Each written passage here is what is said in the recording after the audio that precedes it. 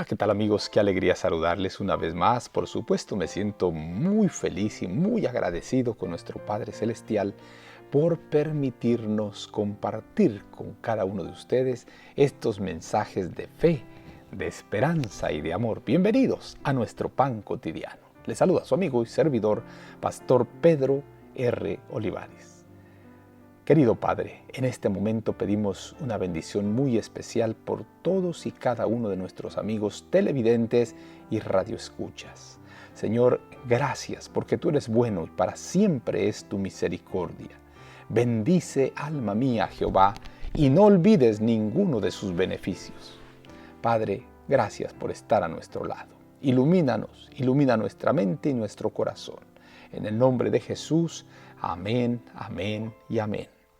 Hoy te presento La naturaleza ofrece mensajes de esperanza y consuelo. Tú eres el que envía las fuentes por los arroyos. Van entre los montes, dan de beber a todas las bestias del campo. Mitigan su sed los asnos monteses. Salmo 104, versículo 10 y 11. Tú eres el que envía las fuentes por los arroyos.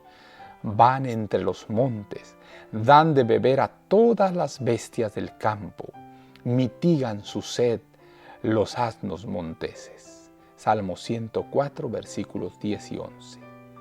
La naturaleza y la revelación a una dan testimonio del amor de Dios. Nuestro Padre Celestial es la fuente de vida, sabiduría y gozo. Miren las maravillas y bellezas de la naturaleza. Piensen en su prodigiosa adaptación a las necesidades y a la felicidad, no solamente de los seres humanos, sino de todos los seres vivientes.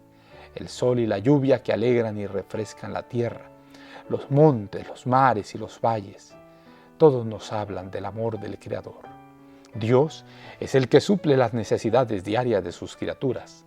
Ya el salmista lo dijo en las bellas palabras siguientes: los ojos de todos esperan en ti, y tú les das su comida a su tiempo.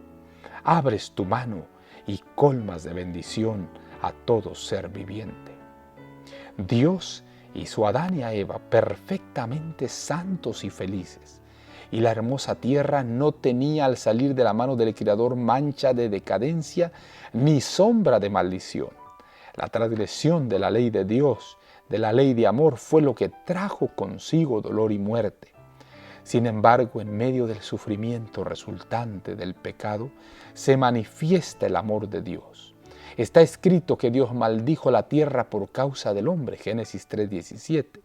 Los cardos y las espinas, las dificultades y pruebas que colman su vida de afán y cuidado, le fueron asignados para su bien, como parte de la preparación necesaria, según el plan de Dios para levantarlo de la ruina y degradación que el pecado había causado.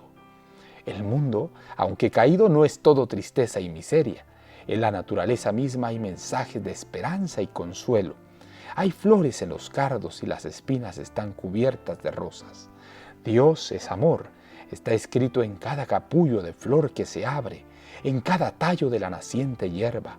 Los hermosos pájaros que con sus preciosos cantos llenan el aire de melodías, las flores exquisitamente matizadas que en su perfección perfuman el aire, los elevados árboles del bosque con su rico follaje de viviente verdor, todos atestiguan del tierno y paternal cuidado de nuestro Dios y de su deseo de hacer felices a sus hijos. El Camino a Cristo, páginas 7 y 8. Querido Padre, muchas gracias por tu amor, porque todavía a pesar de la degradación del pecado, todavía encontramos vestigios de tu gran amor reflejados en la naturaleza. Oh Padre Santo, por favor, bendice nuestros corazones y ayúdanos a entender más de ese amor. En el nombre poderoso de Jesús lo agradecemos todo. Amén, amén y amén. Querido amigo, Jehová te bendiga y te guarde. Jehová haga resplandecer su rostro sobre ti y tenga de ti misericordia. Jehová alce a ti su rostro y ponga en ti paz. No lo olvides, conserva una sonrisa en tus labios, una oración en la mente y una canción en el corazón. Hasta la próxima.